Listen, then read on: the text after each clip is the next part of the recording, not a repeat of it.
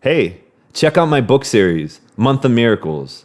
They're monthly collections of daily affirmations to accelerate you along your spiritual path. Download volumes 1 through 3 for free at www.michaelmiracles.com/ebooks.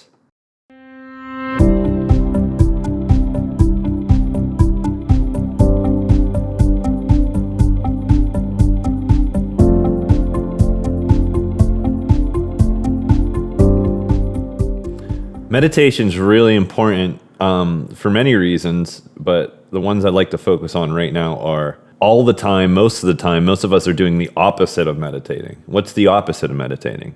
Anxiety, scattered thoughts, repeated thoughts over and over again. Meditation is very simply the ability to, even for a split second, move your attention away from your thoughts and into whatever you happen to be doing at that point in time. One could say, oh, I'm worrying about my thoughts. Okay, well, that's the only thing that you could be doing that's not meditation. So just like it's important every day to move in some capacity for your body, meditation actually trains your mind to be less scattered, jumbled, and repetitive on thoughts and latching on and identifying with them. So it's similar to just flossing your teeth, but instead of dental floss, it's mental floss. Ideally, you sit down every day or as many times as possible, and even for 5 minutes, 10 minutes, 15 if you can, set your timer, pay attention to how you're breathing, and every time you catch your mind drifting off to a different subject, it'll almost happen at first, constantly. That doesn't mean you're bad at meditating, that doesn't mean you can't do it. As soon as you're actually trying to meditate, you are meditating.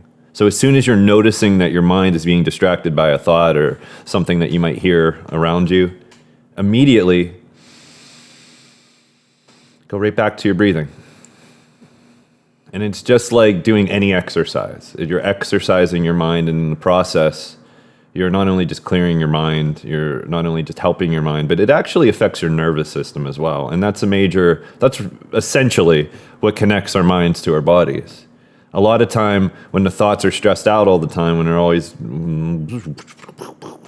my one teacher says it's like a merry-go-round, going around and around. When your mind's doing that, it tends to make your nervous system more like you're about to fight or you're about to flee from something. And that's a different conversation altogether. But a lot of the time, just like our minds are going a million miles a minute in different directions, that has a major effect on our nervous system being in a low dose of fight or flight. That's really not good for your body. That's really not good. Even if you do face a clear and present danger situation, which, unless we're in the military or unless we're a police officer or live in a third world country or something, that almost never happens. Maybe once, twice a lifetime, hopefully. Even when we do face one of those situations and your nervous system's constantly on this low drip of, and even shows up on the physical level in the form of cortisol in the body and adrenaline, but definitely cortisol, which has a bad effect. When you're constantly operating at that, when you need that burst of adrenaline, that strength, that hyper-aware and alertness, it doesn't fire as well. So even if you have a life-threatening situation, you're not training your nervous system to be beneficial towards you. You're instead depleting it. So there's two types of the nervous system as well. There's like the fight or flight, which we talked about, the sympathetic nervous system, and what we're trying to train through meditation and through yoga, the parasympathetic nervous system. And the parasympathetic nervous system is rest, digest.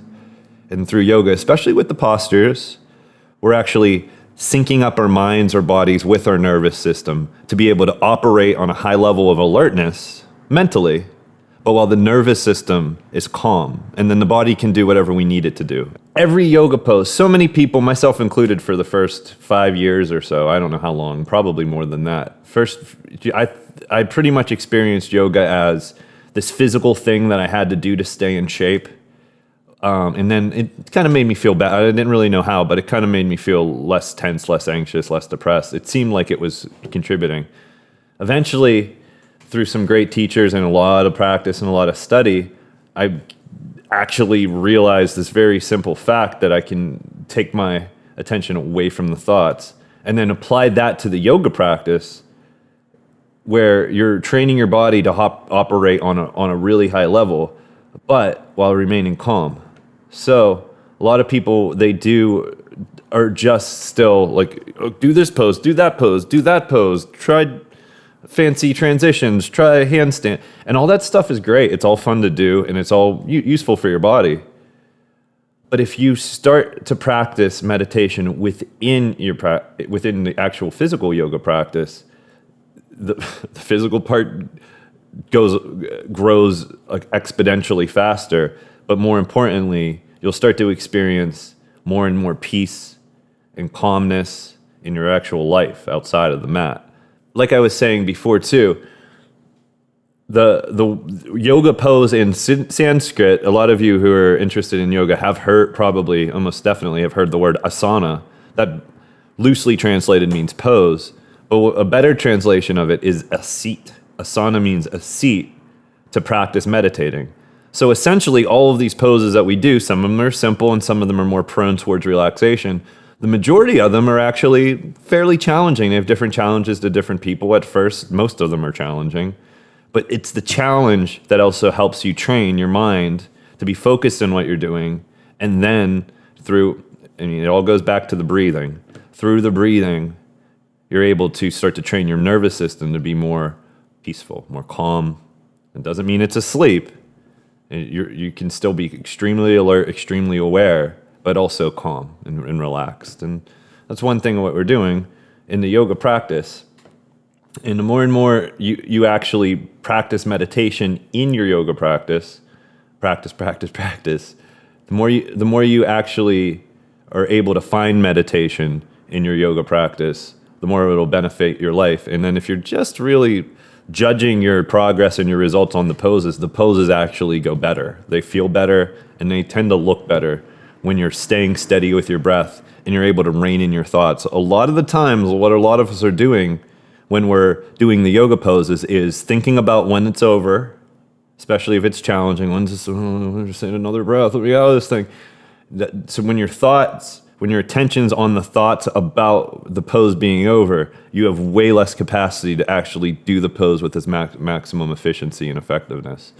The other thing that pops into our head a lot while we're doing, I mean, at least I can only speak for myself, but I have a pretty good feeling that I'm not the only one.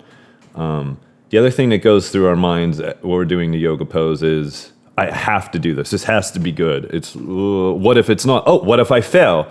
A fear of failure. You have freedom from your thoughts. You don't have to believe. You don't have to identify with. You don't have to invest in. You don't even have to pay attention to your thoughts. That doesn't mean what I did a lot before yoga was I numbed my thoughts. I drank a lot. I smoked a lot. I watched a lot of media, television, and movies. That's the only time I had freedom from my thoughts, but you don't actually have freedom that way. You're just suppressing. You're repressing, which means it stays inside and it grows. And stressful, fearful thoughts actually grow better in the dark when you're not shining light and paying attention to them.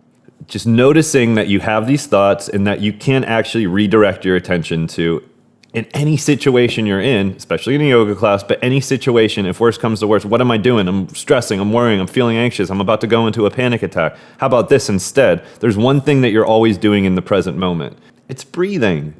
Even in a stressful situation when you're not practicing yoga, practice yoga.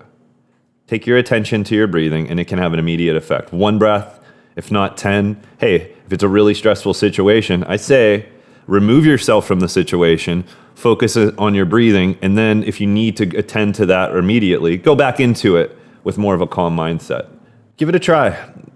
Wake up 5 minutes early, set your alarm, do it as soon as you wake up or a second or third thing after you wake up. Set your timer so that way you don't have to think when it's over. If you're new to it, you might also, a very common thing is, oh, I can't do this. I think too much. That's actually the reason to do it more. Yoga too. A lot of the things that people say why they can't do yoga is actually reasons why they need to be doing yoga. But that could be a different video. Anyway, My name's Michael Miracles. That's not my real last name, for those of you who are wondering that. That's a last name. It's not even a last name. It's a word that I took from A Course in Miracles. And a lot of what I learned that complement my yoga practice has its root in A Course in Miracles. If you're curious about that book, check it out. And michaelmiracles.com, Michael Miracles Yoga at Instagram. Find me. Ask me any questions. If you're checking this out on YouTube, ask me a question in the comments. Subscribe. Hit that like button. Come on. Hit the like button. Hit the like button. Namaste. Kicking asanas, taking namastes. That's pretty cliched, but it's a good one. Hi, yoga friends. Michael Miracles here of michaelmiracles.com. Has yoga had an impact on your life? Are you looking to expand on that connection and maybe even share it with others? Or maybe you just really love what yoga's been doing for you and you want to go deeper. I've taught yoga full-time for over 8 years. I'm an ERYT 500 with the Yoga Alliance, and I've taught over 1,000 classes. I've taken part in 10 trainings, tested all these methods, and figured out what works and what doesn't. All of this has culminated in Unity Vinyasa teacher training. Take control of your yoga practice today and start changing lives. Go to michaelmiracles.com/teacher training for more information.